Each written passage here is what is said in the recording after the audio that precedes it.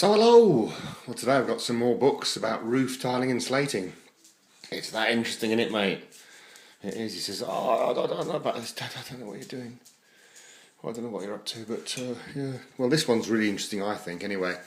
Roof tiling and slating. It's a facsimile edition by a company called Donhead, and basically what they did is facsimilise an old 1946 book, which I was the recipient of. Well, I didn't own the book myself, but what did happen was that there were 48 actually. Lies, all lies, man. First published in 1948 by Caxton Publishing. What you doing now over there? What are you up to? You're roofing, are you? Are you roofing? He says, I want to go for a piss, Dad.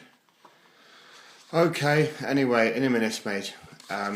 What happened was, if this thing auto-focuses, which it never does, come on, I have to use my nose to do it, can you believe it? Basically, this was a facsimile book that was given to me by a bloke called Dick Bristow, who's long dead now, so he won't mind me mentioning his name, who, back in the old days, was my mentor on the roofs. Nosebutt. To get into focus. That's the old 8-chime clock, look.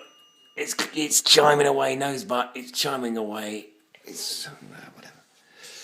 So, cut to the chase, Nosebutt.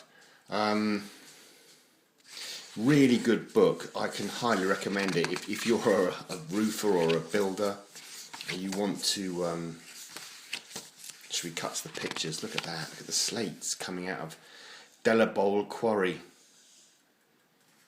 And then sawing a block of slate. See, this is history. This is how it all works. Look at that. That's interesting, isn't it? The Penryn Slate Quarry is like a great Roman amphitheatre. I'll bet it is. Yeah, awesome. So look, the Penryn Quarry, you know. This is how it all happened. And these are the slate makers. And I was very privileged to be able to lay them. Bold Westmoreland slating. Awesome. And there you have it. Look at that. Westmoreland slating on a roof. Expertly laid. I worked on Windsor Castle, mate. Hey, yo, I worked on Windsor Castle. So it's true. And you can stick that up, yep. But no, my first job I had I know I speak posh, but I'm not posh. I was a labourer basically for most of my life, a worker, blue collar. I eventually got injured, so I had to go back into white collar work and computers, but it was not my forte, put it that way. But this book is full of absolutely just how to do it. Stack of hips, ridge, and I've bumped up. It's called bumping up. When you put tiles and slates on a roof, and I can tell you that's really hard work, mate. Going up and down ladder, going up and down ladder, and there's the hip boards. All these things I've seen. The gauge, rod. It's a really interesting book. As I say, look at that. It's a slate chopper. Used one of those on the Windsor Castle, and that's a slate pick. It's called. It chops the hole. It picks the hole into the slate to put the copper nail through to fix it to the roof. Yeah, nice. Yeah, interesting. You see, back in the old days, people wore suits. I mean, this bloke's wearing a bleeding suit and a top. He's wearing a bowler hat. And I've seen that in my time, and that I've seen as well. Carrying slates on your head. That's how to do it. Obviously, you break your back, and by the time you're 40, you're completely in a wheelchair. But that's what they used to do in the old days. This is how to really destroy your back by carrying slates in a very bad way. But funnily enough, when I worked in the industry as a roof tiler and slater, here's the different tools that I got used to get all sorts of injuries from shoulder burn, from chemicals and stuff and all the rest of it. The ripper, slate the ripper. What that's for is you fish it under the slates and you pull the nails out with it. You see, you rip the slate ripping it's called, and then you can replace the slate. You can put the slate back, and then you can put a little hook in underneath the slate to hold it, but there's no nails anymore because you've ripped them out in a violent way. I'm joking, but it's all good fun. It's all good memories for me. Look at that. Portion of simple slating laid from the eaves upwards. The eaves are the edge of the roof at the bottom. And then you lay them upwards. Obviously, you can't lay them down to the bottom, can you? Because how would you do that? So, yeah, I could go on all day, which I will, in actual fact, because I love this book. But slating and tiling and... There you go, look. Holing machine, diagonal boards, all sorts of stuff. Look at them in their suits up there on the roof. I'm surprised they didn't wear top hats. If I'd have owned my own company, which I wanted to do, I'd have worn a top hat. I'm joking. You have to know that I'm joking. Roman tiles, I remember them. Never used them, but I did actually once in a place called Camberley. Yeah, I did. Camberley used Roman tile. Look at that. Roman tiling. What do we call those in Polish? Can't remember. I should know. I speak more Polish nowadays than Perlin tiles. Asbestos. Whoa, you won't see that anymore.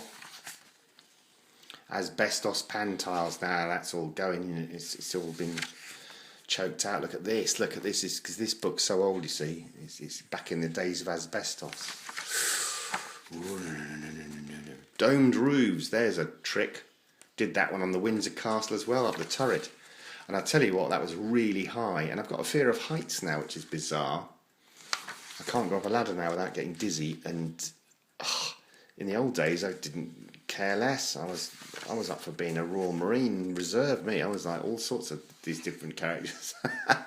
These are nice. These two bell cast to one gable. I love things like that. Baby gable, lovely. Look at that bonnet hit. It's like Dutch roof. I know that as well. So that's that book. Oh my God, they all cry. He's got another one. It's going to be a 5-hour long video. No, I'm joking. This is one from the English Heritage. This is just to show you that there's some lovely roofs out there. You should look at them. You should look at roofs, whatever covering they've got. My family were from the north, so slate was a big thing, and people often say to me, but slate is dreary, it's like really boring, and I'm like, are you kidding me? Are you kidding me? Because you should use it, you should work with it. It's an interesting material to say the least. There you go.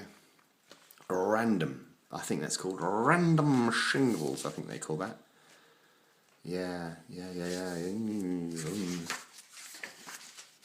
So let's cut to the conjunctus, or whatever the word is. I think I just made that word up. Look at that. You can get rusty coloration on slates. Pyrite causes that. Yeah, you see, there's a lot in it. Small brown blops. The funniest thing I ever have seen is when people have a roof leak and they paint it with bitumen. I mean, no. Just don't do it, because it's just wasting your time, basically, painting stuff with bitumen. But there you go. This is obviously a heritage book, so it's got all sorts of very old roofs. Are awesome, and they really are awesome. I love roofing. I wish I could. I'm old now. There they all are, stacked up, the slates. Reslating, cut to the forward. Look at that. That's interesting, isn't it? You see a lot of that around here. In Poland, actually, different patinations in roofs of different coloured tiles, plain tiles normally. And I like it a lot. And then you get all these different features.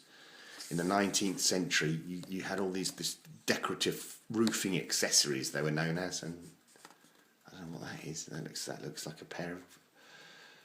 Wow, no, I'm not even going to go there. What is it? I don't know. It looks like it's not going to be something that would want to be at a party, though. And that looks like the lip. We're not going there. But, yeah, so there you go.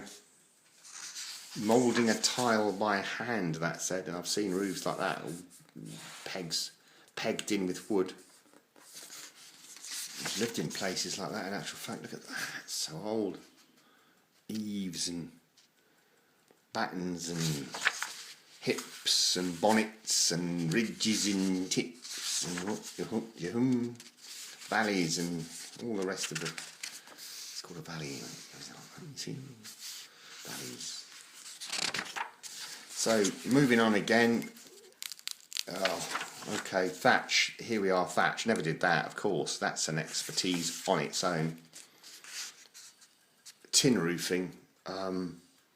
Never been a fan of it, although it was quite obvious in Australia. And it made a lot of noise when it rained. Thatch, ironically, used to come from Norfolk, I believe, and hardly see it now from the UK. It's been Poland, where I live now at the moment.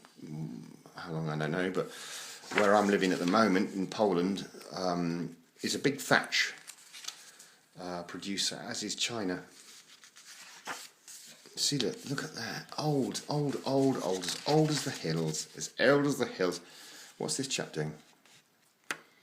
Who would even know?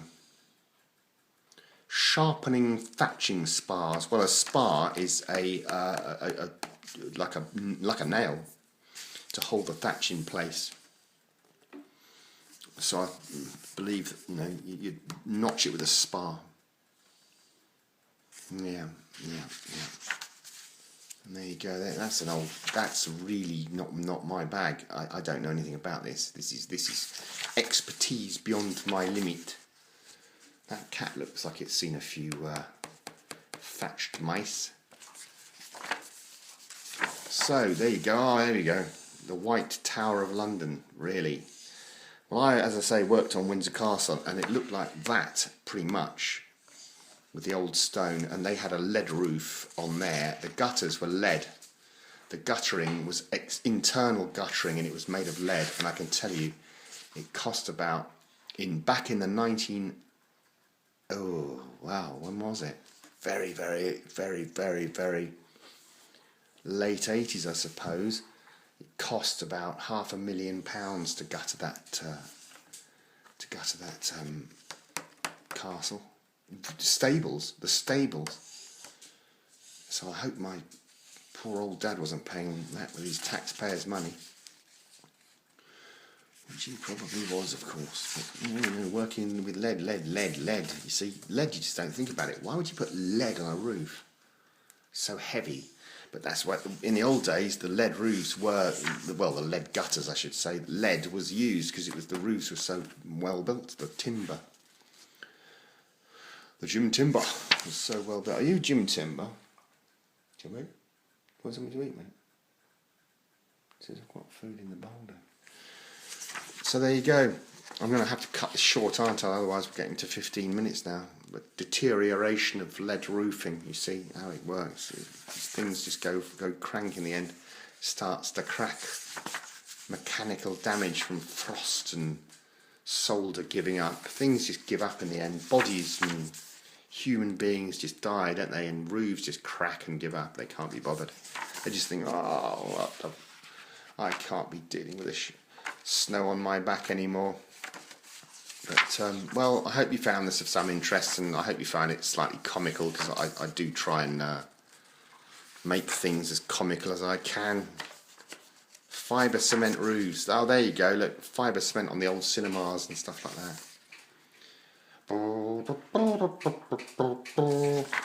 There you go. Old airport bits and bobs, flat roofs. What a great idea, eh? A flat roof. That is really clever, isn't it? I've got an idea. Let's have a roof that we can make out. It can be a swimming pool. I mean, who actually authorised it?